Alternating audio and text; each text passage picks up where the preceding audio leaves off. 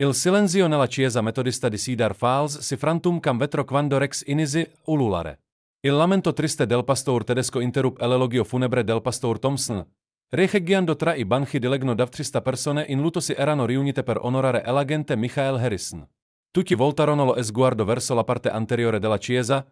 Davrex sedeva rigido accanto alla bara avvolta nella bandiera del suo padrone, con gli occhi scurificis sul mogano lucido. Beha, che io sia danato se quel Kane non sta cercando di dirci qualcosa, sussurril vecchio Doc Reynolds dalla terza fila, le mani rugose strette sulla sua Bibbia consumata.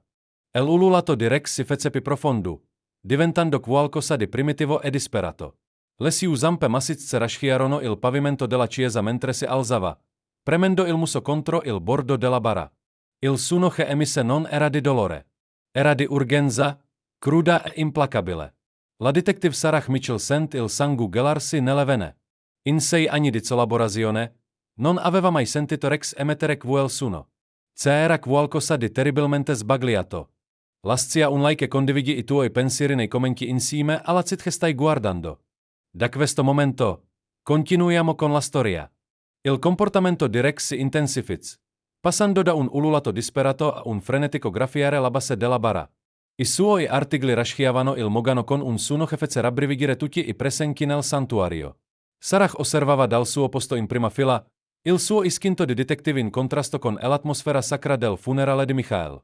Calma, ragazzo, disse dolcemente il pastor Thompson, avvicinandosi a Rex con passi cauti. Ma il pastor tedesco lo ignorò completamente, concentrato su qualcosa che solo lui poteva percepire. Martha Harrison, la madre 65 di Michael, si asciuga gli occhi con un fazzoletto sgualcito. Sta solo soffrendo, povero tesoro, sussurra alla sorella Dolores. Quel Kane e mio figlio sono stati inseparabili per 6 anni. Probabilmente Rex non capisce perché Michael non si svegli. Ma Sarah sapeva bene kam stavano le cose. Aveva lavorato al fianco di Rex e Michael per 3 anni, vedendo la squadra cinofila risolvere casi che avevano messo in difficult detective veterani. Rex non era solo intelligente, era inaccredibile. Una volta il Kane li aveva condotti a un bambino scomparso sepolto sotto la macerie quando I soccorritori umani avevano rinunziato. Un'altra volta aveva rifiutato di lasciare entrare Michael in un magazzino che in seguito era esploso a causa di una fuga di gas. Rex non agiva mai senza motivo. Il guaito del pastor diventava sempre più urgente, quasi conversazionale, kam se cercasse di spiegare qualcosa di cruciale agli umani che non riuscivano a capire. Aveva le orecchie dritte, il corpo tremava per l'energia che riusciva a malapena a contenere. Continuava a guardare dalla bara a Sarah, poi di nuovo alla bara, con gli occhi scuri imploranti. Qualcuno dovrebbe allontanare il Kane, chiese il sindaco Patricia Hendricks con un sussurro teatrale che risuonò nella chiesa silenziosa. No, disse Sarah con fermezza, sorprendendosi della convinzione nella sua voce. Si alzò in piedi, lisciandosi il vestito nero. Rex hectaru qualcosa da dirci. Un mormorio di disagio si propag tra I fedeli. Il protocollo funebre a Cedar Falls era una tradizione sacra. Silenzio reverenziale, addi rispettosi, processioni ordinate al cimitero, cani che disturbavano le cerimonie semplicemente non esistevano. Ma l'agitazione di Rex stava aumentando. Cominciò a camminare avanti e indietro lungo la bara, fermandosi in punti specifici per annusare profondamente prima di proseguire. Il suo comportamento non era casuale. Era metodico, intenzionale, kam se stesse cercando qualcosa. Il dottor Reynolds si sporse in avanti dal suo banco. Curo animali da 47 anni, annunzi con la sua voce rozza. Quel Kane non sta piangendo. Sta lavorando. La parola, lavorando, fece venire I brividi a Sarah. Rex lavorava solo quando c'era qualcosa da trovare, qualcosa da salvare, qualcosa di importante. Ma cosa poteva esserci che non andava nella bara di Michael? E l'impresa di pompe funebri aveva preparato tutto alla perfezione. Michael sembrava sereno, dignitoso, esattamente kam doveva essere. Rex smise improvvisamente di camminare avanti e indietro e cominciò a graffiare un angolo specifico della bara, con gli artigli che chicchettavano contro il metallo. Il suo guaito divenne acuto, più insistente, quasi disperato. Qualunque cosa avesse percepito, il tempo stava per scadere. 6 anni prima, in una gelida mattina di febbraio che avrebbe cambiato per sempre la loro vita, Elagente Michael Harrison ricevete una chiamata che nessun poliziotto avrebbe voluto gestire. Sasso di Kane abbandonato al vecchio magazzino Sinclair. La voce del centralinista grazie attraverso la sua radio.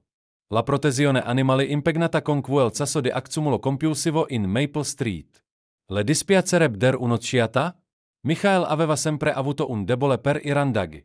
Gatti, cani, persino qualche prozione che vagava per la cit. Sua madre, Marta, scherzava dicendo che avrebbe portato a casa ogni animale smarrito del Colorado, se lei glielo avesse permesso. Quindi, quando arriva al magazzino fatiscente alla periferia di Cedar Falls, non fu sorpreso di trovare dei problemi. Quello che non si aspettava era di trovare un cucciolo di pastor tedesco magro e terrorizzato, incatenato a un tubo arrugginito nel seminterrato, circondato da latine di cibo vuote e dalla sua stessa cintura.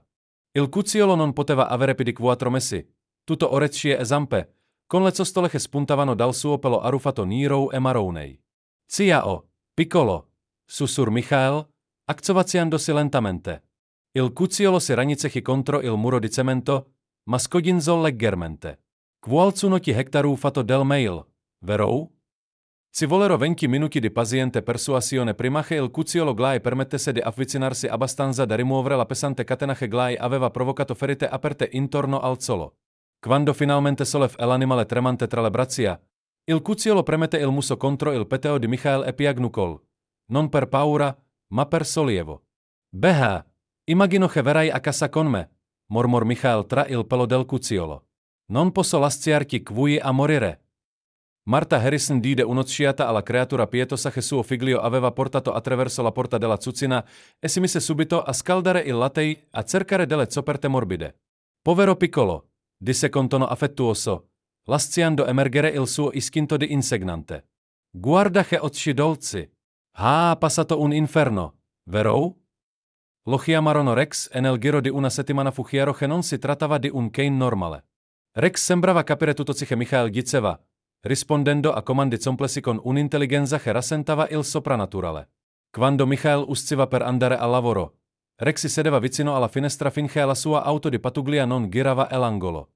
Quando Michael tornava a casa, Rex lo aspettava alla porta prima ancora che spegnesse il motore. Quel Kane hektarů più buon senso della maggior parte delle persone che conosco, osservò il dottor Reynolds durante la prima visita veterinaria di Rex. Guarda kam chi guarda, Michael. Chi sta studiando, imparando da te. Non ho mai visto niente di simile. Il legame si rafforzò durante l'addestramento di Rex alla Colorado K9 Academy. Mentre Glai altri cani faticavano con i comandi di base, Rex padroneggiava tecniche complesse di ricerca e soccorso con un'intuizione quasi soprannaturale. I suoi istruttori erano stupiti dalla sua capacità di trovare oggetti nascosti, seguire tracce su terreni impossibili e in qualche modo percepire il pericolo prima che si materializzasse. Il tuo Kane hektarů un dono, disse il sergente Patricia Myers a Michael durante la cerimonia di laurea. Ho addestrato centinaia di cani, e Rex speciale. Non si limita a seguire l'olfatto. Pensa tremose avanti. Il loro primo sasso insieme hektarů dimostrato che aveva ragione.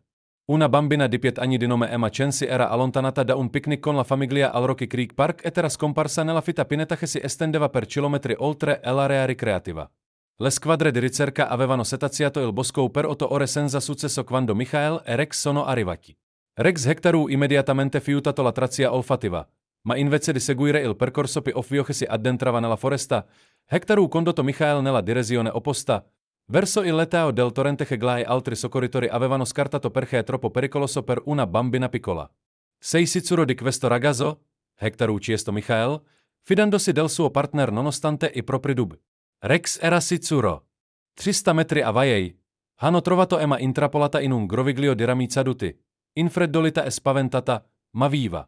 Aveva seguito il corso della cua, pensando che l'avrebbe ricondotta all'area picnic, ma era rimasta intrappolata quando l'argine del torrente era crollato sotto il suo peso. Kam lo sapevi? Chiese Michael a Rex più tardi, grattandogli le orecchie mentre guardavano i paramedici controllare che Emma non avesse ferite. Rex lo guard con quei suoi occhi scuri e intelligenti, kam per dair, ho ascoltato ciò che la foresta mi diceva. Questo diven il loro modus operandi nei sei anni successivi. Rex percepiva ciò che la logica umana non riusciva a spiegare e Michael impar a fidarsi completamente del suo istinto. Quando Rex Glai impediva di entrare in un edificio, Michael aspettava i rinforzi. Quando Rex segnalava un vaizzolo apparentemente vuoto, Michael indagava ulteriormente. La loro collaborazione salava vite umane, risolse crimini e guadagn il rispetto di ogni agente delle forze dell'ordine della contea. Il momento più critico arriva dopo 3 anni di collaborazione, durante un'operazione antidroga in una fattoria fuori CIT. Rex era stato nervoso tutta la mattina, camminando avanti e indietro e guidando in un modo che Michael aveva imparato a riconoscere come un segnale di allarme. Qualcosa nell'operazione non convinceva il Kane. Ma le informazioni sembravano attendibili. Si trattava di un semplice arresto di un autospaziatore con precedenti per reati non violenti. Mentre si avvicinavano alla fattoria, Rex si pianta improvvisamente davanti a Michael si rifiuta di andare avanti. Il corpo del Kane era rigido, le orecchie appiattite, il pelo dritto. Ogni istinto del suo corpo canino gridava pericolo. Che c'è, ragazzo? Chiese Michael.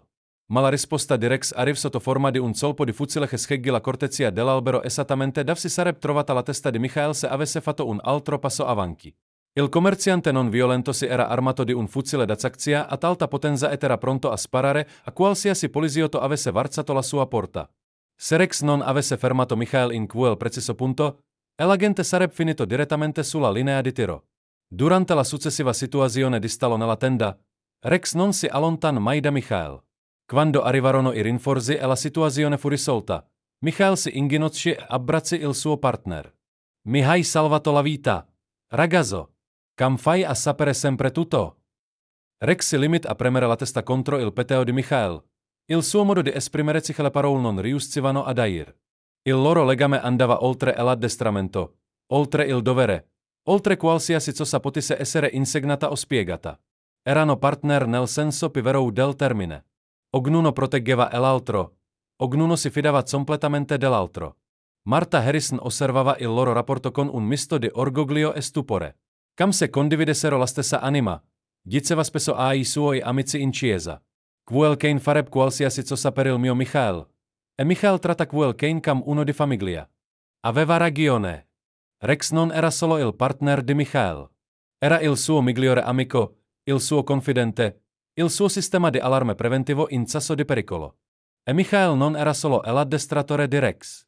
Era l'uomo che lo aveva salvato da una morte certa, Glai aveva dato uno scopo e lo amava incondizionatamente. Il loro legame era stato forgiato dal salvataggio e rafforzato da innumerevoli esperienze condivise di pericolo, trionfo e tranquilli momenti di comprensione.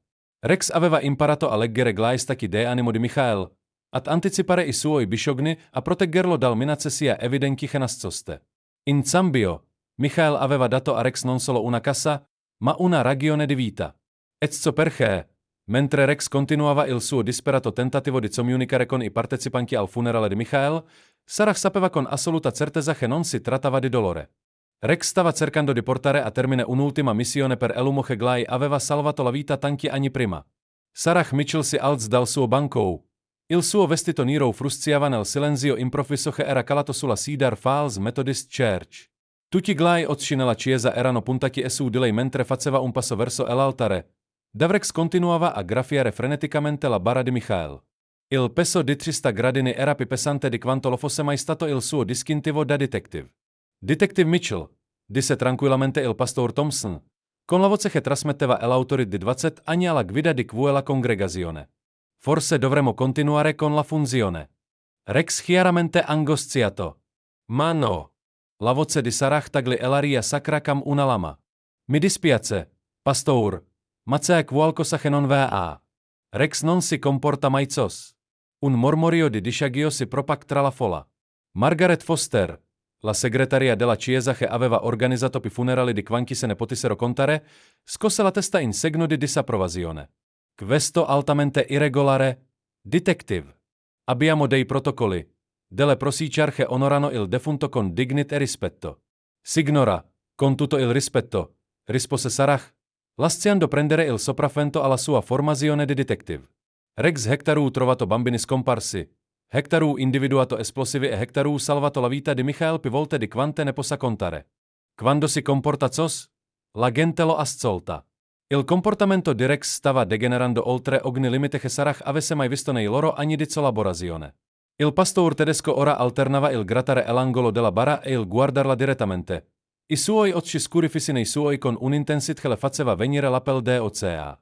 Il suo guaito aveva assunto una qualità quasi conversazionale, kam se cercase di pronunciare parole che non possedeva. Marta Harrison si alz lentamente dal banco davanti. Le mani machechiate dalete che stringevano la borsa co sforteiche le noccie erano bianche. Detective Mitchell ha preso la sua decisione al compagno di mio figlio, ma questo il funerale di Michael. L'agente Hector guidato per ore per rendere omaggio. Non possiamo semplicemente. Signora Harrison, la interrup gentilmente Sarah. E se Rex stesse cercando di dirci qualcosa su Michael?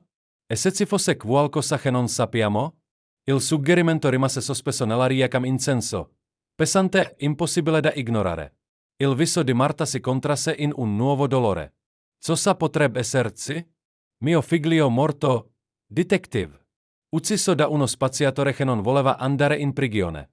Non c'è più nulla da scoprire. Ma anche mentre Marta parlava, il dubbio si insinuò nella sua voce. Aveva cresciuto Michael Harrison. Lo conosceva meglio di chiunque altro in quella chiesa, aveva sempre detto che suo figlio era pieno di sorprese. Anche da adulto, Michael si presentava alla sua porta con regali inaspettati. Un gatto randagio che aveva trovato, generi alimentari per un vicino anziano, storie di piccoli gesti di gentilezza che aveva compiuto senza volere alcun riconoscimento. Rex interruppe improvvisamente la sua frenetica attività e rimase perfettamente immobile, con lo sguardo fisso su Sarah. Il silenzio si prolungò fino a diventare scomodo, poi insopportabile. La postura del Kane era rigida per la tensione, come un soldato in attesa di ordini, ma i suoi occhi avevano qualcosa che assomigliava in modo inquietante alla disperazione. Ho visto quello sguardo, disse una voce grave dal centro della congregazione. Bob Garrison, capo dei vigili del fuoco in pensione, 73 anni e rispettato da tutti in CIT, si alzò lentamente. L'ho visto nei cani da soccorso quando trovano qualcuno intrappolato sotto la mazzeria ma non riescono a far capire agli esseri umani da scavare. Questo ridicolo, sbotò il sindaco Patricia Harris, il suo istinto politico inorigito dal caos crescente. Stiamo interrompendo una cerimonia sacra a causa del comportamento di un animale in lutto. Detective Mitchell le consigliò vivamente di allontanare il Kane, co potremo procedere con dignit. Col cavolo, ringhì Doc Reynolds, il volto segnato dal tempo arrossato dall'indignazione. Quel Kane sta cercando di salvare una vita. Ne sono sicuro. Ho fatto nascere abbastanza bambini e soppresso abbastanza cavalli anziani da conoscere la differenza tra dolore e emergenza. La congregazione cominciò a dividersi in fazioni. I membri più giovani, in particolare quelli che erano cresciuti ascoltando storie sulla leggendaria intuizione di Rex, cominciarono a mormorare il loro sostegno alla posizione di Sarah. I membri più anziani, immersi nelle tradizioni funebri e nel decoro appropriato, si schierarono con il sindaco e la leadership della chiesa. Questo sconveniente, dichiar Ethel Whitmore, è l'autoproclamata guardiana degli standard della community. Il povero Michael merita di meglio di questo circo. Il povero Michael Hector affidato la sua vita a quel Kane, ribatté Jake Morrison, un giovane agente di polizia che si era addestrato sotto Michael. Se Rex dice che c'è qualcosa che non va, allora c'è qualcosa che non va. Il pastor Thompson alzò la mani per calmare gli animi, ma la discussione stava prendendo slancio. Le voci si alzavano e si abbassavano come sermoni in competizione tra loro, ciascuna delle parti convinta della propria superiorità morale. Sarah sentiva il peso della decisione sciacciarle le spalle. Se avesse fatto la scelta sbagliata, sarebbe stata ricordata come la detective che aveva profanato il funerale di un eroe. Ma se avesse ignorato Rex e fosse successo qualcosa di terribile, Rex avrebbe preso la decisione al posto suo. Il pastor tedesco si lanciò improvvisamente sulla bara. Il suo corpo potente sbatté contro il mogano lucido con un rumore che riecheggi nella chiesa come uno sparo. I suoi artigli graffiarono disperatamente la giuntura tra il soperchio e la base, e il suo guaito si intensificò fino a diventare un lamento azzuto che fece risare i capelli a tutti i presenti nel santuario. Ges, Maria e Giuseppe, sussurrò la signora Kowalski dall'ultima fila, facendosi il segno della croce di riflesso. Basta cos, dichiar Sarah, la sua voce che tagliava il caos con assoluta autorità. Adesso apriremo la bara. Il silenzio che seguì fu assordante. Marta Harrison fisse Sarah con un misto di orrore e qualcosa che poteva essere speranza. Il volto del pastor Thompson impallid come il vino da messa, e l'intera congregazione sembrò trattenere il respiro.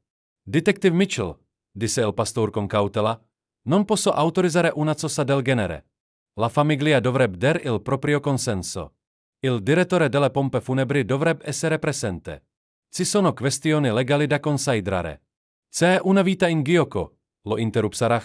Anche se non sapeva spiegare come facesse essere necessità. Rex sta cercando di salvare qualcuno. Lo sento. Martha Harrison rimase in silenzio per un lungo momento. Glai occhi che passavano da Sarah a Rex alla bara che conteneva il suo unico figlio. Quando finalmente parlò, la sua voce era pozzopiche un sussurro, ma risuon chiaramente nella chiesa silenziosa. Se c'è anche solo una possibilità, inisi, poi si interruppe, raccogliendo il coraggio.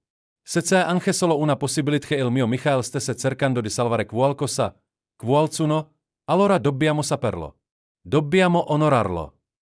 Guarda direttamente il pastor Thompson, il volto affranto ma determinato. Aprila. Aprite la bara di mio figlio. Le parole cheddero cam sassi in ac tranquil, provocando onde di shock tra i fedeli. Alcuni si alzarono per andarsene in segno di protesta. Altri si fecero avanti, incapaci di resistere alla terribile curiosità di sapere cosa avrebbero potuto trovare.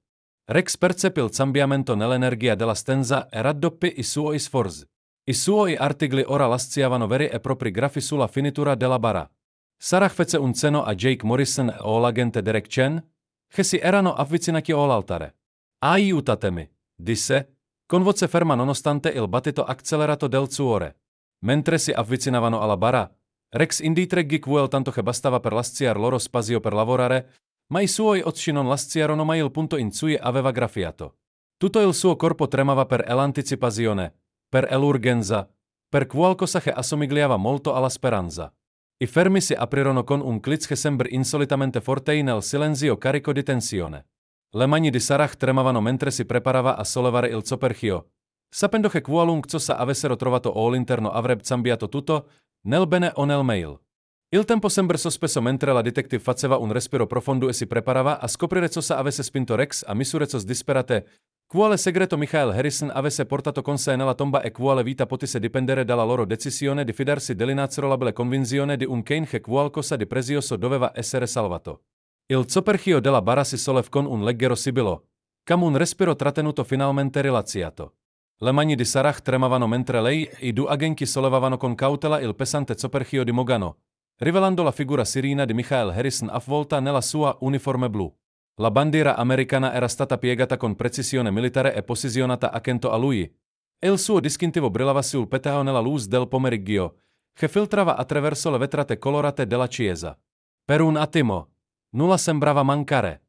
Michael appariva esattamente come doveva, dignitoso, sereno, con le mani inazzroziate sul peteo in eterno riposo. Un sospiro soletivo di confusione si propag tra i fedeli. Il sindaco Hicks cominciò a sciarirsi la gola, preparandosi a quello che sarebbe stato senza dubbio un severo rimprovero per aver disturbato i morchi sulla base dell'isteria animale. Ma Rex non aveva finito. Il pastor tedesco si avvicinò alla bara aperta con una riverenza che sit ogni critico nel santuario. I suoi movimenti erano cauti, decisi, mentre annusava il bordo della ghiaccia dell'uniforme di Michael. Non scodinzolava. Non era un comportamento giocoso. Era l'intensità concentrata di un Kane da lavoro che aveva trovato esattamente ciò che cercava. Poi Sarah lo vide. Un leggero rigonfiamento nella tastiera della ghiaccia di Michael che non era visibile quando la bara era chiusa. Qualcosa era nascosto nella tastiera interna della ghiaccia dell'uniforme. Qualcosa che creava un contorno appena sufficiente per attirare l'occhio esperto di chi sapeva cosa cercare. El sussurro, indicando l'irregolarità appena percettibile. Rex Hectaru trovato qualcosa. Il pastor Thompson si avvicinò. Il suo scetticismo in lotta con una crescente curiosità. Non vedo nulla di insolito, detective. Forse questo disturbo è durato abbastanza. E l'abbiare azzuto di Rex interruppe le parole del pastor. Il Kane fissava direttamente la tastiera della ghiaccia di Michael, con le orecchie dritte in posizione di allerta, che ogni agente cinofilo della contea riconosceva come segnale di obiettivo acquisito. Il cuore di Sarah batteva forte mentre allungava la mano verso l'uniforme di Michael. Il suo istinto di detective le urlava che questo violava ogni protocollo sul scene del crimine e sulla conservazione delle prove, ma il suo istinto le diceva che qualunque cosa Rex avesse individuato era una questione di vita o di morte. Lesiudita trofarono l'apertura della tascea e sentirono qualcosa di inaspettato. Non il bordo duro di fogli o effetti personali, ma qualcosa di morbido e caldo. Santo cielo, susur, impallidendo quando la sua mano entrò in contatto con l'oggetto misterioso. Il calore non era residuo del corpo. Era qualcosa di vivo. Con infinita cura, le dita di Sarah esplorarono il contenuto della tascea. Le umani esperte, abituate a maneggiare prove e perquisire sospetti, incontrarono qualcosa che non aveva senso nel contesto di un funerale. Tessuto morbido. Archi minuscoli. Il più leggero sussurro di movimento. Checos? La voce di Martha Harrison si inacerin per un misto di paura e speranza disperata. La risposta di Sarah non arriva a parole, ma con un gesto. Estrasse con cura un piccolo fagottino dalla tascea della ghiaccia di Michael. Un minuscolo cucciolo di Golden Retriever, di non più di 3 settimane, avvolto in quella che sembrava una vecchia maglietta della polizia di Michael. Il cucciolo era privo di sensi, ma respirava. Il suo piccolo petao si alzava e abbassava con respiri superficiali e rapidi. Il sussulto zoletivo dei fedeli era udibile a 3 isolati di distanza. Oh mio Dio, sussurrò Reynolds, mettendo immediatamente in atto i suoi 72 anni di esperienza veterinaria. Quel piccoletto ipotermico e disidratato, a quanto per stato senza cure adeguate per giorni. Il cucciolo era grande appena quanto le domani di Sarah Unite a coppa, il suo pelo dorato era arrufato e opaco. I suoi occhi erano ancora chiusi come quelli degli animali molto giovani e la sua piccola lingua rossa sporgeva leggermente dalla boccea. La cosa più allarmante era che il suo respiro era affannoso e irregolare. Rex gua piano e si avvicina a Sarah, con la sua testa massiccia che alleggiava protettiva sopra il piccolo corpo. La sua precedente energia frenetica si era trasformata in qualcosa di più gentile, ma non meno intenso. E la tensione concentrata di un guardiano che aveva completato con successo la sua missione. Compossibile, balbettò il pastor Thompson, la sua certezza teologica scossa dalla scena impossibile che aveva davanti. Campo una creatura vivente sopravvivere all'interno di una bara sigillata per 3 giorni. Martha Harrison fece un passo avanti, il suo volto afflitto dal dolore ora illuminato da qualcosa che sembrava meraviglia. Michael, sussurrò, allungando la mano per toccare la piccola testa del cucciolo. Cosa hai fatto, figliolo? Il dottor Reynolds era entrato in azione, dimenticando la sua artrite, mentre prendeva delicatamente il cucciolo dal mani di Sarah.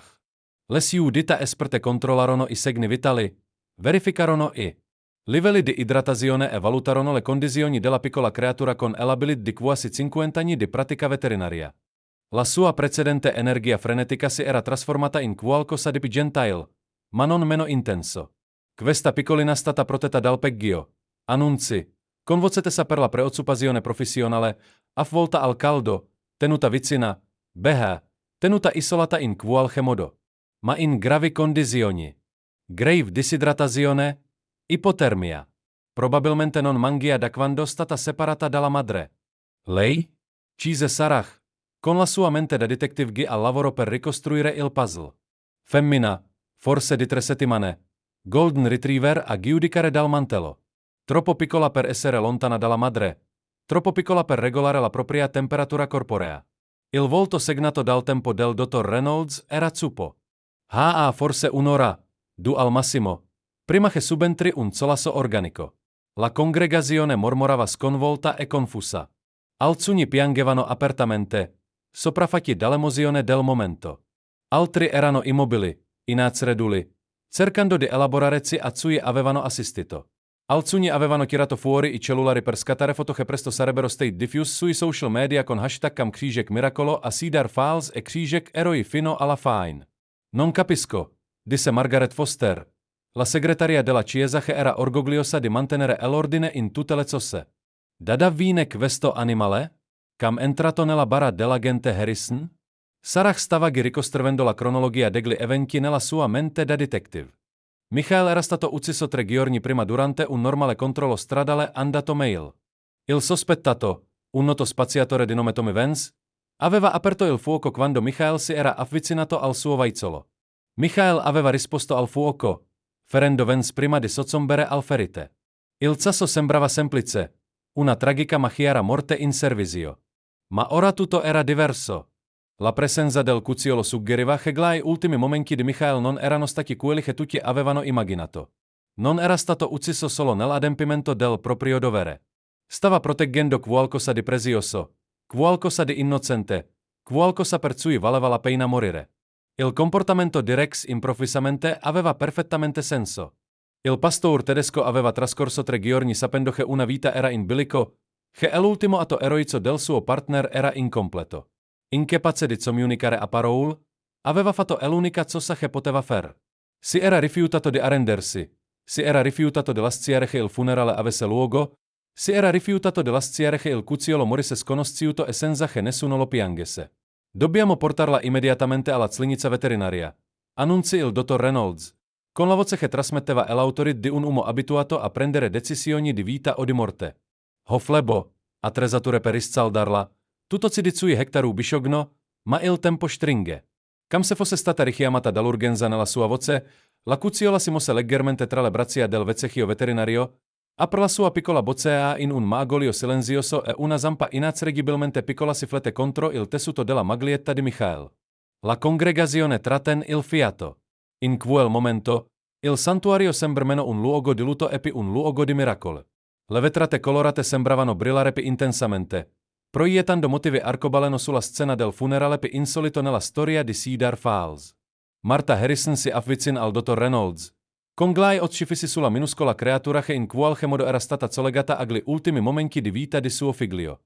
Co sale serve da noi, dottore? Kam possiamo aiutarla a salvarla? Una preghiera non guasterebbe, rispose il vecchio veterinario con un leggero sorriso. E forse qualcuno che mi aiuti in clinica.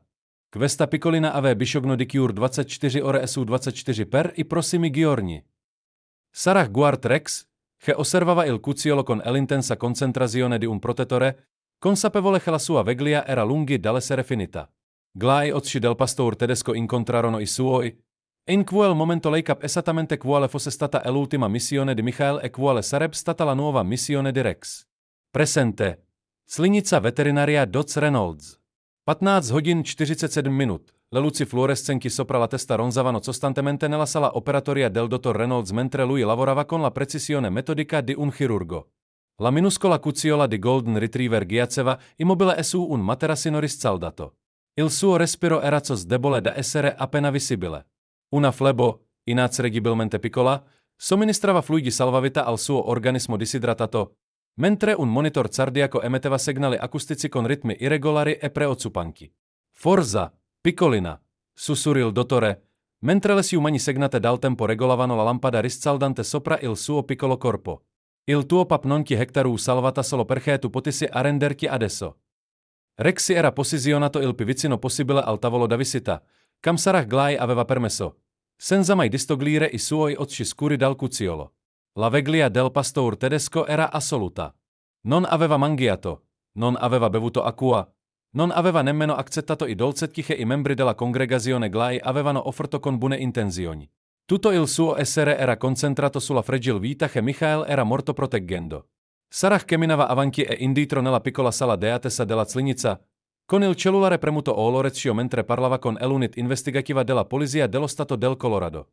No, ho bisogno che riaprite immediatamente il caso Harrison. Abbiamo trovato prove che cambiano completamente la cronologia dei fatti. Hodeteo prove. Prove viventi. Attraverso la finestra di vetro della sala operatoria, poteva vedere il dottor Reynolds lavorare con la disperata efficienza di un uomo in una corsa contro il tempo. La temperatura corporea del cucciolo era pericolosamente bassa.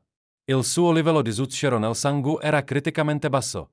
Ogni minuto che passava senza miglioramenti diminuiva le sue possibilità di sopravvivenza. 3 giorni prima, autostrada rurale 285, ore 18 hodin 23 minut. L'auto di pattuglia di Michael Harrison Super la colina che sovrastava il ponte Millers Creek proprio mentre il sole iniziava a tramontare dietro le montagne del Colorado. Stava rispondendo a una segnalazione di un vaizzolo abbandonato quando vide qualcosa che lo spinse a fermarsi immediatamente. Una scatola di cartone abbandonata sul ciglio della strada che si muoveva leggermente nella brezza serale. Il suo addestramento Glai diceva di essere cauto. I pacchetti abbandonati potevano contenere qualsiasi cosa, dalla droga agli esplosivi. Ma il suo istinto, affinato da sei anni di collaborazione con Rex, glai diceva qualcosa di diverso. Non era una minaccia. Era qualcosa che aveva bisogno di aiuto. Michael si avvicina lentamente alla scatola, con la mano posata sulla pistola de ordinanza per abitudine che perverrà preoccupazione. Quello che trovò all'interno glai spese il cuore e zambitutoci che sarebbe diventato il suo ultimo pattugliamento. Una madre Golden Retriever giaceva morta all'interno della scatola, il suo corpo ancora caldo, ma la sua vita ormai spenta. Ranicechiato contro la sua pancia c'era un cucciolo minuscolo, forse di 3 settimane, che magolava pietosamente e cerzava di popare da una madre che non poteva più dargli conforto. Qualcuno li aveva abbandonati entrambi, lasciandoli morire da soli sul ciglio della strada. Oh, maledizione, sussurrò Michael, con la voce rotta dall'emozione. Aveva visto molta crudeltà nei suoi anni di servizio, ma l'abbandono degli animali lo colpiva sempre più duramente. Forse perché Rex era stato abbandonato una volta. O forse era solo l'ingiustizia fondamentale di far del male a creature che non potevano difendersi. La cucciola era di colore dorato con macchie bianche sul peteo e sul zampe, inaccessibilmente piccola e completamente indifesa. Quando Michael la sollevò delicatamente dalla scatola, lei entrò facilmente in una delle sue grandi mani. Il suo corpicino tremava per il freddo e la fame. Non preoccuparti, piccola, mormor, infilandola nella ghiaccia contro il peteo. Ora ci sono io con te. Nessuno ti farpi del mail. Avrebbe dovuto chiamare la protezione animali. Il protocollo prevedeva che gli animali abbandonati fossero consegnati all'autorit competenti. Ma il rifugio per animali di Cedar Falls era sovraffollato e sottofinanziato, e un cucciolo di 3 settimane senza la madre sarebbe stato probabilmente soppresso nel giro di poche ore. Michael non riusciva a sopportare quel pensiero. Invece, comunicò via radio la sua posizione e si diresse verso la CIT, con l'intenzione di portare il cucciolo dal dottor Reynolds. Il vecchio veterinario aveva un debole per i casi di salvataggio, avrebbe saputo esattamente kam prendersi cura di un animaleccio sgiovane. Michael inizi persino a pensare a un nome. Hope, Speranza, sembrava appropriato, date le circostanze. Presente alla clinica del dottor Reynolds, ore 16 hodin 15 minut. La sua temperatura corporea sta salendo lentamente. Annunzi il dottore alla piccola folla che si era radunata nella sua sala de attesa. Ma ancora in condizioni critiche. Le prossime ore ci diranno tutto. Martha Harrison era seduta su una sedia di plastica, con il vestito da funerale sgualcito e glai occhi arrossati dal pianto. Stringeva un fazzoletto in una mano e il guinzaglio di Rex nell'altra. Anche se il pastore tedesco non mostrava alcun interesse a lasciare il suo posto vicino alla finestra della sala operatoria. Dottore, disse lei a bassa voce, pensa davvero che Michael stesse cercando di salvarla quando morto? Il dottor Reynolds alzò lo sguardo dai monitor, innalzò il suo sguardo attraverso il vetro.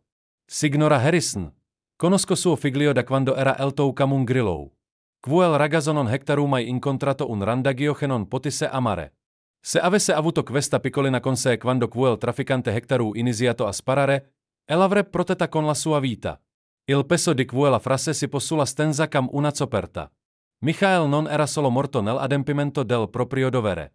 Era morto come protettore, come guardiano, come uomo che aveva dato più valore alla vita innocente che alla propria sicurezza. 3 giorni prima, autostrada 285, ore 18 hodin 45 minut. Michael era a soli 3 chilometri dalla CIT quando vide la berlina che sfreziava nello specchietto retrovisore. L'auto procedeva a zigzag, superando chiaramente il limite di velocità di almeno 20 miglia all'ora. Con il cucciolo al sicuro nella sua ghiaccia, Michael accesse le luci di emergenza e inizi l'inseguimento. La berlina apparteneva a Tommy Vance, un piccolo spaziatore con precedenti per aggressione e un mandato di arresto per traffico di droga. Quando la pattuglia di Michael apparve dietro di lui, Vance andò nel panico. Era sotto l'effetto di metanfetamine da 18 ore consecutive e trasportava una quantità di cocaina sufficiente a garantirgli una lunga pena detentiva. Quello che avrebbe dovuto essere un normale controllo stradale si trasforma in uno scontro mortale quando Vance decise che avrebbe preferito uccidere un poliziotto piuttosto che tornare in prigione. Michael era appena sceso dalla sua auto di pattuglia, con una mano che proteggeva il cucciolo all'interno della ghiaccia, quando Vance aprì il fuoco attraverso il finestrino posteriore. Il primo proiettile colpì Michael alla spalla, facendolo girare su se stesso e cadere a terra dietro al suo vaizzolo. Anche mentre cadeva, l'unico pensiero di Michael era proteggere la piccola vita premuta contro il suo peteo. Riusc ad aprire la ghiacciaia a volgere il cucciolo in modo pisicuro nella sua maglietta della polizia. Crendo un bozzolo caldo e sicuro che potesse darle una possibilità di sopravvivere a qualunque fosse successa dopo. La sparatoria dur meno di 30 secondi. Michael, ferito e indebolito, riusc a rispondere al fuoco e a ferire vens prima che un secondo proiettile lo colpisse. Mentre la sua vista si offuscava e le sue forze venivano meno, Michael utilizzi i suoi ultimi momenti di coscienza per mettere al sicuro il cucciolo all'interno della ghiacciaia elegante che aveva indossato quella mattina in tribunale e che aveva dimenticato di togliere. Presente. Slinica Doc Reynolds. 16 hodin 43 minut. Glaj oči del cucciolo si aprirono per la prima volta dal suo salvataggio. Erano marroni, calor cioccolato, e sembravano concentrarsi immediatamente sul volto massiccio di Rex premuto contro la parete di vetro. Beha, che mi venga un colpo, sussurrò Doc, con voce piena di stupore. Guarda un po'. Sta guardando proprio Rex kam se sapise che lui che l'ha salvata. Rex emise un leggero guaito, il primo suono che emetteva dalla chiesa. La sua coda scodinzò timidamente mentre la piccola boccea del cucciolo si apriva in un magolio silenzioso. Sarah sent le lacrime scorrerle sul guance mentre osservava l'interazione tra l'imponente pastor tedesco e il fragile cucciolo. Ce la far, vero, Doc? Troppo presto per dirlo con certezza, rispose il veterinario, ma la sua voce trasmetteva più speranza rispetto un'ora prima. Ma lei una combattente, proprio come lo era suo padre. E ora Hectoru Rex che veglia e su di lei. Attraverso la finestra potevano vedere la cucciola che scherzava di sollevare la testa. I suoi occhi marroni seguivano i movimenti di Rex mentre lui camminava lentamente lungo il vetro. Era come se capisse che quella grande presenza protettiva era legata al calore e alla sicurezza che aveva conosciuto nei momenti più bui. Martha Harrison si alzò lentamente, con l'artrite che le faceva meglio dopo ore passate seduta sulla scomoda sedia della slinica. Dottore, quando star abbastanza bene? Quando sar pronta per tornare a casa? Signora. Vorrei prenderla con me. Entrambi. Rex e la cucciola. Ora stanno bene insieme, no? Il dottor Reynolds sorrise per la prima volta quel giorno. Signora Harrison. Penso che sia esattamente quello che avrebbe voluto Michael. Fuori dalla slinica, la notizia del miracolo alla Cedar Falls Methodist Church si stava diffondendo a macchia de olio. I post sui social media tagati až Rex New e hash Michaelis Last Mission stavano diventando virali, condivisi da migliaia di persone che non riuscivano a credere all'inaccredibile storia della devozione inaccrollabile di un Cain e dell'ultimo atto de amore di un eroe. Ma all'interno della piccola sala di Zura, nulla di tutto ci aveva importanza. Tutto ciò che contava era il bip costante dei monitor, il leggero ronzio delle apparecchiature di riscaldamento e la vista di una minuscola cucciola dorata che apriva glai occhi per guardare il pastor tedesco che si era rifiutato di lasciarla morire, dimenticata e sola. Il bip costante del monitor cardiaco si trasformò in uno stazzato irregolare che fece gelare il sangue al dottor Reynolds. Al 17 hodin 23 minut. Esattamente 36 minuti dopo che la cucciola aveva aperto glai occhi per la prima volta, i suoi segni vitali cominciarono a precipitare una velocità terrificante. La temperatura corporea della piccola Golden Retriever crollò nonostante le luci riscaldanti. Il suo respiro divenne affannoso e irregolare e la sua frequenza cardiaca aumentò pericolosamente prima di cominciare a diminuire. No, mormorò Doc, mentre le sue mani artritiche si muovevano con disperata efficienza e glai allarmi cominciavano a suonare in tutta la piccola slinica. Dai, tesoro, non osare mollare proprio ora. Rex si premette contro la parete divisoria di vetro. Il suo corpo massiccio tremava mentre percepiva la crisi che si stava consumando. Il guaito del pastor tedesco si intensificò fino a diventare un lamento azzuto che sembrava echeggiare glai allarmi elettronici che riempivano la sala operatoria. I suoi artigli graffiavano il pavimento in linola mentre camminava freneticamente avanti e indietro, incapace di raggiungere la piccola creatura che aveva giurato di proteggere. Sarah irruppe dalla porta della sala de attesa.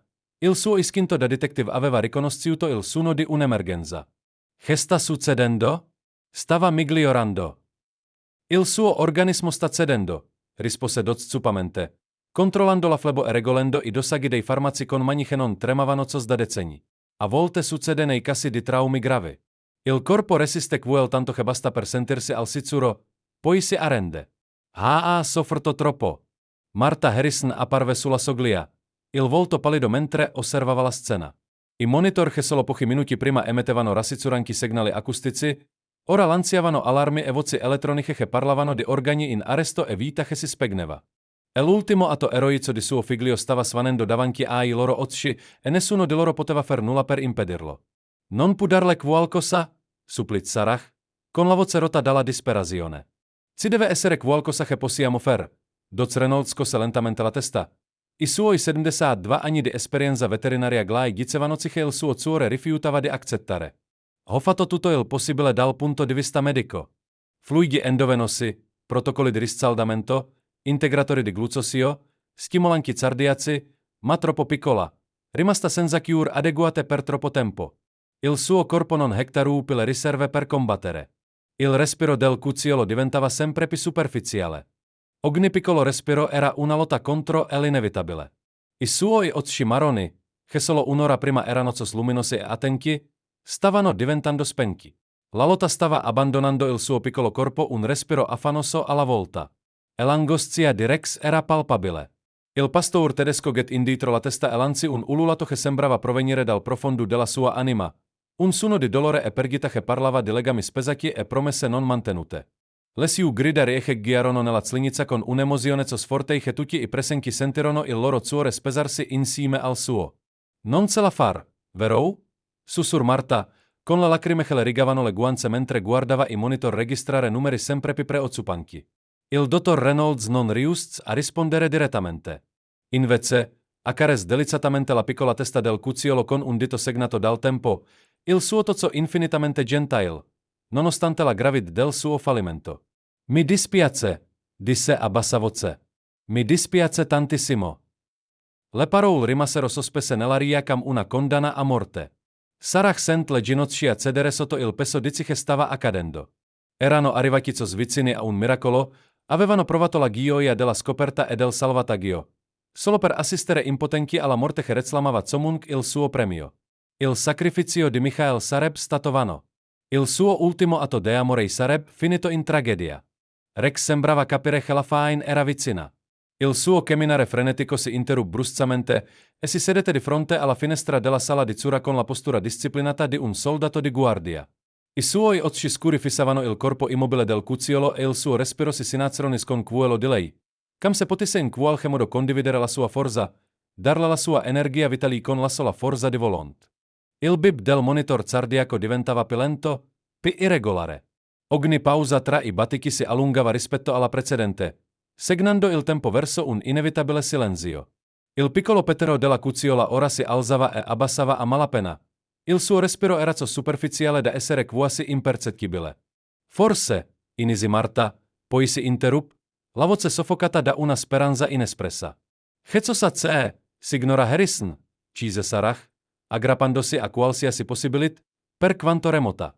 Forse potremmo far entrare Rex qui con lei. Sugger Marta, con le parole che le uscivano di ghetto. Sono stati in qualche modo legati dal momento in cui è stata trovata. E se stargli vicino potesse aiutare? Il dottor Reynolds aggrot la fronte. La sua formazione medica in contrasto con la sua comprensione dei misteriosi legami tra gla e animali. Altamente irregolare. Manteniamo condizioni sterili per un motivo. E Rex non stato curato. Dottore, lo interruppe Sarah, con la voce che trasmetteva la calma autorità di chi aveva trascorso anni a prendere decisioni di vita o di morte. Cosa abbiamo da perdere a questo punto? La domanda si tutti nella stanza. I monitor continuavano il loro coro elettronico di declino, segnando con precisione meccanica il declino del cucciolo verso la morte. La medicina tradizionale aveva raggiunto i suoi limiti. Forse era il momento di affidarsi a qualcosa che non poteva essere misurato o quantificato. Il legame tra creature che avevano condiviso i momenti più bui e che in qualche modo si erano ritrovate nella luce. Rex sembra percepire il cambiamento nell'energia della stanza. Si alza e si avvicina alla porta della sala di cura, con movimenti calmi e decisi. La frenetica disperazione di prima era scomparsa. Ora si comportava con la tranquilla dignità di un guardiano che si prepara al suo ultimo dovere. Va bene, disse finalmente il dottor Reynolds, con voce carezza di rassegnazione e forse un tozzo di disperata speranza. Ma facciamolo con cautela. Rex deve rimanere calmo, senza movimenti improvvisi, e se dico che deve andarsene, se ne va immediatamente. Sarah anu e apre la porta della sala operatoria. Rex entra con la riverenza di chi entra in una cattedrale, Il suo corpo massiccio che si muoveva con cauta deliberazione. Si avvicina lentamente al tavolo da visita. Il naso che fremeva mentre assorbiva l'odore della cucciola, ora più debole, che svaniva cam tutto il resto di lei. Il pastor tedesco si posiziona accanto al tavolo, con la sua grande testa all'altezza del piccolo corpo del cucciolo. Per un attimo, si limita a guardarla mentre lottava per respirare. I suoi occhi scuri che riflettevano una profondità di comprensione che sembrava quasi umana. Poi, con infinita delicatezza, abbassa la testa fino a sfiorare con il naso il suo pelo dorato. E l'effetto fu immediato, inspiegabile. Il respiro del cucciolo, che si era indebolito di minuto in minuto, sembra stabilizzarsi leggermente. Il suo piccolo corpo, che si stava raffreddando nonostante le luci riscaldanti, sembrava trarre calore dalla vicinanza di Rex. La cosa più sorprendente era che il segnale acustico irregolare del monitor cardiaco comincia a trovare un ritmo più regolare. Ma che diavolo! Sussurrò il dottor Reynolds, con gli occhi fissi sui monitor incredulo. Rex comincia a emettere un suono che nessuno di loro aveva mai sentito prima. Una vibrazione bassa e rombante che sembrava provenire dal profondo del suo peteo. Non era proprio un ringhio, non era proprio una fussa, ma qualcosa di completamente unico. Il suono riempì la piccola sala di Zura con una frequenza che sembrava risuonare con la vita stessa. Le sta cantando una canzone, chiese Marta meravigliata, dimenticando momentaneamente le lacrime mentre assisteva a qualcosa che sfidava ogni spiegazione medica. Sarah si ritrovò con il fiato sospeso mentre osservava quella scena impossibile. E l'enorme pastor tedesco, che aveva trascorso 3 giorni cercando di salvare una vita che non poteva nemmeno vedere, stava ora usando la sua presenza, il suo calore, la sua stessa essenza per riportare in vita un cucciolo moribondo. Il monitor mostrava cambiamenti che la formazione medica del dottor Reynolds non riusciva a spiegare, ma che il suo cuore accettava prontamente. La frequenza cardiaca si stava stabilizzando, la temperatura corporea stava aumentando, la respirazione stava diventando più profonda e regolare. In qualche modo, la vicinanza di Rex stava dando al cucciolo che tutte le attrezzature mediche e farmaci non potevano dargli. La foglia di vivere. Dai, piccolina, sembrava sussurrare Rex attraverso le sue delicate vibrazioni. Il tuo pap non ti hektarů salvata solo per farti lasciare noi adesso. Resta con noi. Resta con me. Gli occhi del cucciolo si aprirono ancora una volta e questa volta si concentrarono chiaramente sul volto di Rex, che alleggiava protettivo sopra di lei. La sua piccola bocca si aprì in quello che poteva essere uno sbadiglio, un tentativo di rispondere al suo canto. In ogni caso, era il primo movimento volontario che faceva dall'inizio della crisi. La stanza trattenne il respiro mentre la vita e la morte erano in bilico sul filo di un momento che avrebbe determinato se il sacrificio finale di Michael Harrison sarebbe finito in trionfo o in tragedia. La trasformazione fu a dir poco miracolosa.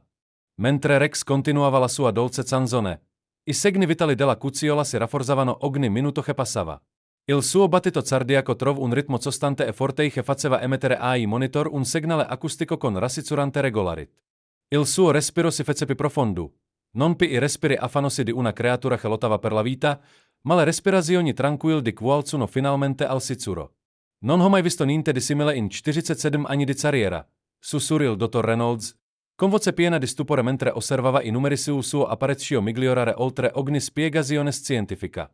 La sua temperatura saliva, la pressione sanguigna si stabilizzava, i livelli di ossigeno miglioravano.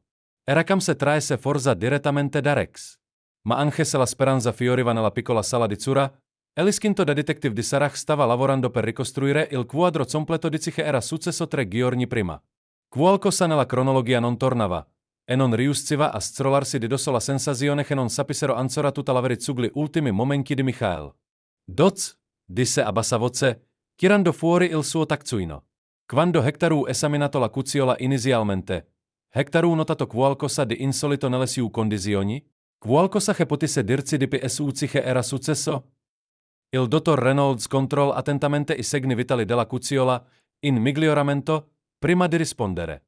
Beh, ora che me lo dais? C'era qualcosa. Era disidratata e ipotermica. Ma non so gravemente che mi sarei aspettato dopo 3 giorni. E c'erano tracce di qualcosa che sembrava essere stato dato da mangiare a mano intorno alla sua boccea. Qualcuno aveva cercato di darle acqua o latte. Marta Harrison alzò lo sguardo di scatto. Nutrita a mano? Vuoi dire che Michael si prendeva cura di lei mentre era ancora vivo? Quuelo che suggeriscono le prove, rispose Doz. Questa piccolina non sopravvissuta per sasso. Qualcuno si prendeva cura di lei attivamente. La teneva al caldo, probabilmente cercando di nutrirla con qualsiasi cosa fosse disponibile. Sarah sent i pesi del puzzle andare al loro posto nella sua mente. Tira fuori il cellulare e him elunit proof della polizia di Stato del Colorado. Sono il detective Mitchell. Hobisognoche riesaminiate l'auto di pattuglia dell'agente Harrison, cercando in particolare eventuali segniche indicassero che si stava prendendo cura di un animale. Cerzate biberon, panni, qualsiasi cosa che potesse essere stata usata per nutrire o riscaldare un cucciolo. Mentre Sarah faceva le sue telefonate, Rex continuava a vegliare accanto al tavolo di esame. La cucciola aveva girato la sua piccola testa verso di lui. I suoi occhi marroni rimanevano fissi sul suo viso con un'intensità che esprimeva profondo riconoscimento. Era come se capisse che quella massiccia presenza protettiva era la ragione per cui era ancora viva. Marta si avvicinò lentamente al tavolo, allungando la sua mano segnata dal tempo per accarezzare delicatamente il pelo dorato della cucciola. Michael diceva sempre che Rex riusciva a percepire ciò che gli altri non riuscivano a percepire. Mormor. Non avrei mai immaginato che fosse cios. Il cucciolo rispose al tozzo di Marta con un magolio sommesso. La prima vocalizzazione che aveva emesso da quando era stato trovato. Era debole, ma chiaro. Una vocina che annunziava al mondo che stava ancora lottando, che era ancora viva. Il telefono di Sarah vibrò per un messaggio di testo proveniente dalla squadra della scientifica. Lo lesse rapidamente, spalancando gli occhi a ogni riga. L'hanno trovato. Annunzi alla stenza. Nella pattuglia di Michael c'erano un biberon vuoto, asciugamani bagnati e una piccola piastra elettrica collegata alla presa di corrente dell'auto. Aveva trasformato la sua pattuglia in una nursery improvvisata per cucciole. La rivelazione colp tuticam un pugno allo stomaco. Michael non aveva semplicemente trovato il cucciolo e l'aveva nascosto. Si era preso cura di lei attivamente, facendo tutto il possibile per tenerla in vita mentre cercava una soluzione definitiva. La sua ultima pattuglia non era stata un normale lavoro di polizia. Era stata una missione di salvataggio che aveva intrapreso volontariamente, consapevole dei rischi. Stava andando alla mia clinica quando avvenuta la sparatoria, disse improvvisamente il dottor Reynolds, con voce piena di certezza.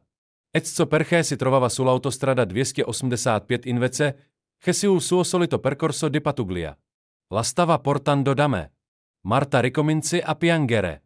Ma queste erano lacrime diverse. Non il dolore amaro della perdita, ma la gioia agrodolce di comprendere l'ultimo atto di compassione di suo figlio. Non poteva lasciarla morire, sussurrò. Michael non era cios. Non avrebbe mai potuto ignorare qualcuno che aveva bisogno di aiuto. Il telefono di Sarah squillò di nuovo. Questa volta era una chiamata del sergente Patricia Myers dal quartier generale della Polizia di Stato. La conversazione fu breve ma illuminante. E quando Sarah riata il suo volto era zuppo per la nuova comprensione. Il sospettato, Tommy Vance, sta parlando, annunzi. Sta cercando di patteggiare e parte della sua dichiarazione include dettagli sulla sparatoria che non erano presenti nel rapporto iniziale. Che tipo di dettagli? Chiese Marta, anche se la sua voce suggeriva che non era sicura di volerlo sapere. Secondo Vance, Michael non hectaru risposto immediatamente al fuoco quando iniziata la sparatoria. Il sospettato dice che Michael caduto dietro la sua auto di pattuglia e sembrava proteggere qualcosa all'interno della GACA. Vance pensava che fosse un giubbotto antiproiettile o un'arma, ma ora sappiamo che era lei. Doc Reynolds concluse, guardando il cucciolo che stava diventando ogni minuto più forte sotto lo sguardo protettivo di Rex. Il quadro completo dell'eroismo di Michael stava diventando chiaro. Quando era iniziata la sparatoria, il suo primo istinto non era stato quello di estrarre la pistola o chiamare i rinforzi. Era stato quello di proteggere la piccola vita di cui si era preso cura. Anche mentre i proiettili volavano intorno a lui, anche mentre la sua stessa vita era in bilico, la priorità di Michael era stata quella di assicurarsi che il cucciolo sopravvivesse. Rex sembrava percepire il peso emotivo di queste rivelazioni. Accarez delicatamente il cucciolo con il muso, la sua testa massiccia che faceva da riparo protettivo al suo piccolo corpo. Il legame tra loro si stava rafforzando visibilmente. Il guardiano e la protetta, il salvatore e la salvata, unici dell'amore di un uomo che aveva dato la vita per entrambi. C'è dell'altro, disse Sarah a bassa voce, guardando un altro messaggio sul suo telefono. La squadra della scientifica hectarů trovato un biglietto scritto a mano nell'auto di Patuglia di Michael. Era nascosto sotto il sedile del conducente.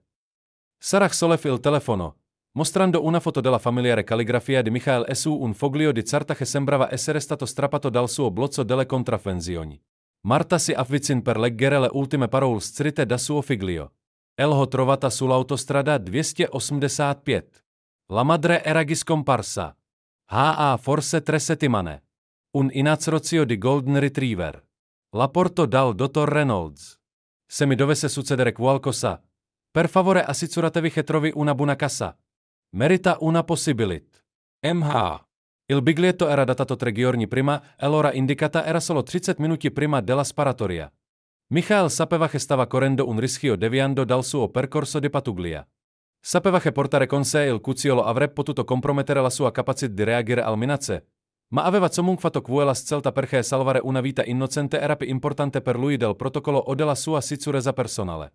La mano di Marta tremava mentre allungava il braccio per toccare lo schermo del telefono, kam se potesse in qualche modo attraversare l'immagine digitale per toccare le parole di suo figlio un'ultima volta. Lui lo sapeva. Sussurr. In qualche modo sapeva che forse non se l'avrebbe fatta e voleva assicurarsi che lei fosse accudita. Il cucciolo, kam se rispondesse all'intensità emotiva nella stanza, emise un altro suono sommesso e cerz di sollevare la testa. Rex Abbas immediatamente il muso per incontrarla e per un attimo si toccarono.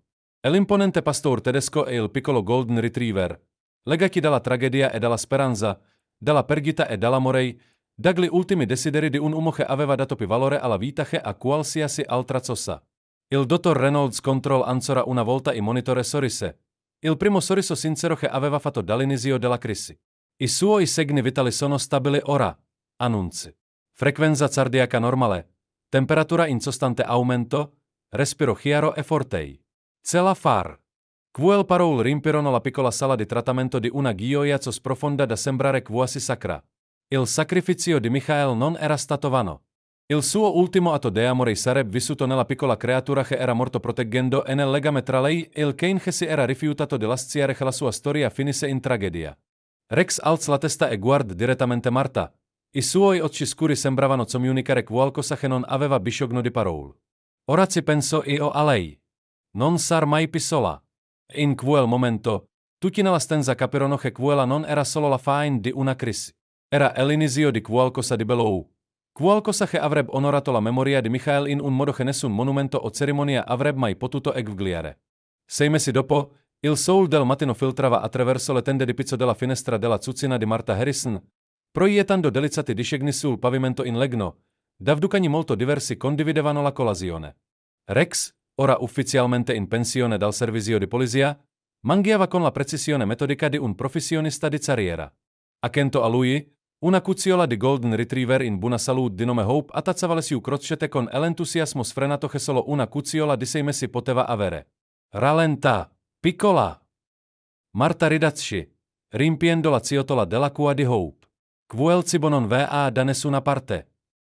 Hope smise di mangiare giusto il tempo necessario per scodinzolare con tutto il corpo verso Marta, creando un piccolo vortice dorato con la soda, prima di tornare alla seria faccenda della colazione. Rex la guardava con la paziente tolleranza di un fratello maggiore, spingendola delicatamente di tanto in tanto quando la sua eccitazione rischiava di rovesciare la ciotola del cibo. La trasformazione nelle loro vite era stata notevole. Marta, che 6 mesi prima sembrava persa nel dolore, ora viveva le sue giornate con un nuovo scopo. Prendersi cura di Hope le aveva dato qualcosa e su cui concentrarsi oltre alla sua perdita. Mentre la presenza di Rex le forniva un legame vivo con suo figlio che le dava conforto piuttosto che dolore, Sarah Mitchell arrivò per la loro visita settimanale per un caffè proprio mentre Marta stava appendendo lo strofinazio. Dalla finestra della cucina potevano vedere Hope e Rex che ghiozzavano nel cortile sul retro, il manto dorato della cucciola che risaltava sul verde dell'erba del Colorado mentre rincorreva Rex, paziente, intorno alla vecchia quercia e su cui Michael si arrampizzava da bambino. Guardali, disse Sarah, accomodandosi sulla sua solita sedia al tavolo della cucina di Marta. A volte penso che Hope creda che Rex sia il suo vero padre. In tutti i modi che contano, lo rispose Marta, versendo il cav nelle tase che erano diventate parte della loro routine tanto quanto le storie che condividevano. Quel Kane le aveva insegnato tutto. Kam sedersi, kam star ferma, Cam essere coraggiosa quando arrivava il temporale. Michael avrebbe adorato vederli insieme. Le parecchi della Zuzzina testimoniavano l'integrazione di Hope nella famiglia Harrison. Le fotografie mostravano la sua crescita da piccola creatura frecil che avevano salvato alla vivace kegnolina che era diventata. C'era il primo giorno di Hope a casa della Zlinica, sovrastata dalla massiccia figura di Rex. Hope che imparava a nuotare a Miller's Creek con Rex di guardia sulla riva. Hope che indossava un piccolo distintivo della polizia che Marta aveva ordinato online, seduta orgogliosamente accanto a Rex nella sua divisa ufficiale da Kane poliziotto. Notizie dalla troupe cinematografica? Cise Sarah, mescolando lo zucchero nel zaf. Marta Anu, con un'espressione che mescolava orgoglio e gentile esasperazione. Saranno qui la prossima settimana per finire le riprese. Sembra che le nostre storie abbiano tozzato più cuori di quanto avremmo mai immaginato. Il miracolo alla Cedar Falls Methodist Church aveva davvero catturato l'attenzione nazionale. Il hashtag Kříže Kresenev era stato condiviso milioni di volte sui social media. Le principali reti televisive avevano riportato la notizia. Le organizzazioni di soccorso canino lo avevano utilizzato per promuovere l'adozione degli animali. E una troupe documentaristica stava ora realizzando un film a lungometraggio sul legame tra esseri umani e animali. Ma per Marta, Sarah e Glay, abitanti di Cedar Falls, il vero miracolo non era l'attenzione dei media. Era vedere Hope crescere esattamente come il tipo di Kane che Michael avrebbe amato. Era gentile con i bambini, protettiva nei confronti della sua famiglia e possedeva un'intelligenza che ricordava a tutti coloro che la conoscevano la sua improbabile salvezza. Il dottor Reynolds passato ieri, continuò Marta, accomodandosi sulla sedia. Dai lo sviluppo di Hope notevole. Nessun effetto duraturo dal suo trauma, salute perfetta e un temperamento che proprio. Si interruppe, cercando le parole giuste. Cam quello di Michael, concluse Sarah. Protettivo, ma gentile, coraggioso, ma premuroso. Attraverso la finestra, guardarono Rex che insegnava a Hope una lesione improvvisata di pazienza. Il Kane più anziano aveva trovato una pallina da tennis e stava dimostrando la tecnica corretta per recuperarla, avvicinandosi lentamente, raccogliendola delicatamente e riportandola prontamente. Hope guardava con l'intensa concentrazione di una studentessa diligente, con la testa inclinata in un modo che ricordava sempre a Marta Michael quando imparava qualcosa di nuovo. Il suono del campanello interruppe la loro pausa zaf e Marta aprì la porta trovando il pastor Thompson in piedi sul suo portico con un sorriso caloroso e un piatto coperto. Buongiorno, Marta. Ti ho portato un po' del famoso pane di mais di Agnes, disse, porgendole il piatto. Volevo anche discutere della cerimonia di inaugurazione del mese prossimo. Il Consiglio Comunale di Cedar Falls aveva votato all'unanimità di dedicare il nuovo parco municipale alla memoria di Michael con un monumento speciale che onorasse il legame tra gli agenti di polizia e il loro partner K9. La cerimonia avrebbe avuto luogo nel primo anniversario del salvataggio di Hope e l'intera città aveva in programma di partecipare. Rex e Hope sarebbero stati gli ospiti d'onore. Naturalmente, continuò il pastor Thompson, guardando dalla finestra i ducani impegnati in quella che sembrava una conversazione seria sul protocollo corretto per riportare il bastone. Il monumento avrebbe raccontato entrambe le loro storie. Quella di Rex cam eroe che si era rifiutato di arrendersi e quella di Hope cam vita salvata grazie all'amore alla determinazione. Marta sent le lacrime pungerle gli occhi, ma ora erano lacrime di gioia, lacrime di gratitudine piuttosto che di dolore. Michael sarebbe stato orgoglioso, disse dolcemente, non del monumento o della tensione, ma di vedere come il suo ultimo atto di gentilezza avesse creato qualcosa di bello. Sarah si un a loro sulla porta e insieme guardarono Hope che cercava di imitare la dimostrazione di Rex. La tecnica della cucciola era entusiasta, anche se imperfetta, ma l'incoraggiamento paziente di Rex non vacillò mai. Quando Hope riportò con successo la palla e l'elasticità ai piedi di Rex, la coda del Kane più anziano scodinzò con sincero orgoglio. Questo amorei, osservò il pastor Thompson. Amorei puro e incondizionato, il tipo che vede il potenziale invece dei problemi, le possibilità invece dei limiti. La verità delle sue parole era evidente in tutto lo sviluppo di Hope. Sotto la guida di Rex, aveva imparato non solo l'obbedienza di base, ma anche lezioni più profonde sulla lealtà, il coraggio e la compassione. Quando il gatto del vicino era rimasto bloccato su un albero, Hope aveva abbiato per avvisare fino all'arrivo degli umani. Quando una bambina cadde dalla bicicletta davanti alla casa di Marta, Hope le leesse delicatamente le lacrime mentre Rex montava la guardia fino all'arrivo dei genitori della bambina. A proposito di amorei, disse Sarah con un sorriso. Hai raccontato al pastor Thompson l'ultimo successo di Hope? Glai otsci di Marta brillarono di orgoglio da nonna. Mostragli Hope. Disse. Al suono del suo nome, Hope corse verso la casa con Rex che le trotterellava accanto. Quando raggiunsero il portico, Marta alzò la mano nel gesto universale di fermati. Entrambi i cani si sedettero immediatamente, ma Hope aggiunse un tocco speciale. Post la sua piccola zampa su quella massiccia di Rex, un gesto che aveva sviluppato da sola. Sar Benedetto, sussurrò pastor Thompson. Cam se capisse che sono una squadra. Piche una squadra, corresse gentilmente Marta. Sono una famiglia. Il tipo di famiglia che trascende la biologia e le circostanze, tenuta insieme da qualcosa di più forte del sangue. Cam per dimostrare la sua tesi, Rexichin per strofinare il muso contro la testa dorata di Hope, e la cucciola rispose avvicinandosi al suo calore protettivo. Era lo stesso gesto che avevano condiviso il primo giorno nella zlinica del dottor Reynolds, ora perfezionato da mesi di fiducia crescente e legame sempre più profondo. Sarah control l'orologio e si alz a malincuore per andarsene. Avevo promesso alla troupe del documentario che avrei rivisto la loro sceneggiatura finali oggi. Fogliono essere sicuri di aver catturato la vera storia, non solo le parti sensazionali. La vera storia, ripeté Marta pensierosa, che l'amore trova sempre una strada. Trova sempre una strada. Michael Hectorů salvato Hope. Rex Hectorů salvato entrambe. E ora stanno salvando me, dandomi uno scopo e una gioia che pensavo di aver perso per sempre. Mentre l'auto di Sarah scompariva lungo la strada alberata, Marta si system sull'altalena del portico con una tazza di caffè appena preparato. Rex si mise immediatamente ai suoi piedi, mentre Hope si raggomitolava nella macchia di Soul accanto a loro, il suo pelo dorato riscaldato dal Soul del Colorado. L'acid di Cedar Falls continuava il suo ritmo quotidiano intorno a loro.